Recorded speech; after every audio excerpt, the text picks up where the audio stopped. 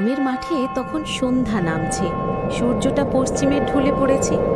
দাদি তার গরুগুলোকে চড়াচ্ছেন আর ছোট্ট নাতি তার পাশে পাশে হাঁটছে। নাতি হঠাৎ দাদিকে জিজ্ঞেস করলো, দাদি, এই গরুগুলো তোমার সাথে এত চুপচাপ কেন হাঁটে? দাদি হেসে উত্তর দিলেন, কারণ ওরা আমাকে বিশ্বাস করে রে, যেমন তুই আমায় বিশ্বাস করিস, ওরাও তেমন। নাতি অবাক হয়ে গরুর মাথায় হাত বুলিয়ে দিল, তারপর বলল, দাদি, তুমি না থাকলে আমি গরুগুলো চড়াতে পারবো? দাদি একটু থেমে বললেন, একদিন তোকেই পারতে হবে বাবা। জীবনে যেমন সূর্য ডোবে আবার ওঠে, তেমনি দায়িত্বও একদিন হাতে চলে আসে। নাতি মাথা নেড়ে বলল, তাহলে আমি প্রতিদিন তোমার সাথে মাঠে আসব, তুমি শেখাবে, আমি শিখব।